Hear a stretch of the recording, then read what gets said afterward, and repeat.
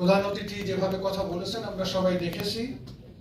বিশেষ অতিথি ডক্টর আবু সালেম মোহাম্মদ মুস্তফা কামাল, মহাপরিচালক সমাজসেবা অধিদপ্তর, সমাজ কল্যাণ মন্ত্রণালয়, জাকিয়া আফরোজ, পরিচালক অতিরিক্ত সচিব, মহিলা বিষয়ক অধিদপ্তর, মহিলা ও শিশু বিষয়ক মন্ত্রণালয়, মোহাম্মদ আনোয়ার হোসেন, পরিচালক যুগ্ম সচিব, নিবন্ধন ও নিরীক্ষা এনজিও বিষয়ক পুর প্রধানমন্ত্রীর কার্যালয়।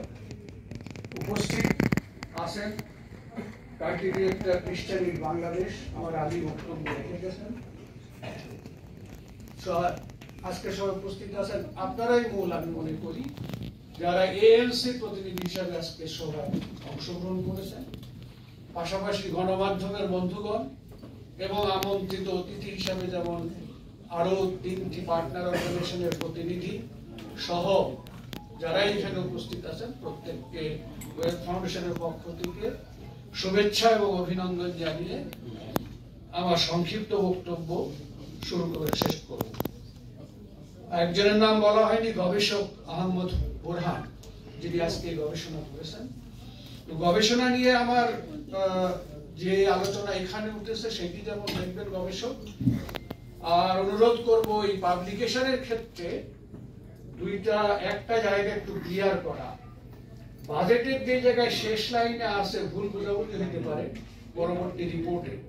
চলতি অর্থ বছরে সামাজিক নিরাপত্তা বেষ্টনী কর্মসূচিতে সুবিধাভোগীর পরিমাণ ও সংখ্যা উভয় বৃদ্ধি পেয়েছে।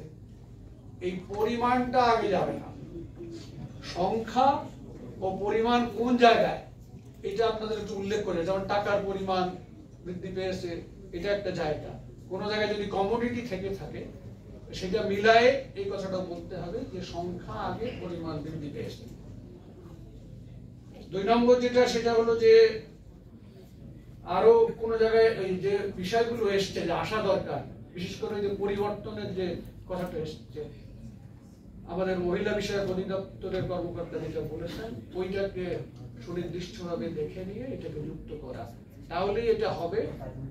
এবং আমাদের বিশেষ অতিথি যা বলেছেন প্রথমজন, ওইটার ব্যাপারটাও দেখতে হবে, তাইলে আমরা পরবর্তীতে আবার ওনাদের সাথে এটা নিয়ে কথা বলতে যেতে পারবো, সবকিছু করতে পারবো। তো আমার আলোচনার মধ্যে যেটা দিয়ে আরেকটা জায়গায় যেতে চাই সেটা হচ্ছে যে পিছিয়ে পড়া জনগোষ্ঠীর ক্ষমতা। আমরা যদি দেশের উন্নয়ন করতে চাই, দেশটাকে অগ্রসর জায়গায় নিতে চাই, এটা যেমন আমরা সকলেই বুঝি, সরকারও ভালো বোঝে, আমাদের থেকে বেশি বোঝে, দায়িত্ব নিয়ে কাজ করার চেষ্টা করে। আর পিছিয়ে পড়ার জায়গায় আমার নিজস্ব একটা ব্যাখ্যা আছে, আমি বলি পিছিয়ে রাখাও একটা বিষয়। আমরাই পিছিয়ে রাখি, ব্যক্তি মানুষ। আপনারা আলোচনা করেছেন একসাথে চা খেতেন না, এখন একসাথে চা খান, আগে চুল কাটতো না, নিশ্চয়ই এরকম পরিস্থিতি নেই সেলুনে।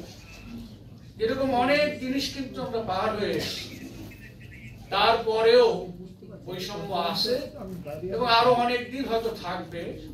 কিন্তু নাগরিক হিসাবে আমাদের যে প্রচেষ্টা, উদ্যোগ, এটা যদি আমরা ঠিক মতো অগ্রসর করতে না পারি, এবং পাশাপাশি না, আমাদের থেকেও বেশি দায়িত্ব সরকারের, সরকারও যদি সেইভাবে অগ্রসর না হয়, তাহলে কিন্তু উন্নয়ন লক্ষ্য, তারপরে বৈষম্য মুক্ত কথাটা কবে বলতে পারবো জানি না, আমি আমার জীবন দশায় দেখে যেতে পারবো না, এটা খুব পরিষ্কার। কিন্তু এখানে যারা উপস্থিত আছেন তারা অনেকেই আশা করতে পারেন যে বৈষম্য মুক্ত বাংলাদেশ আপনারা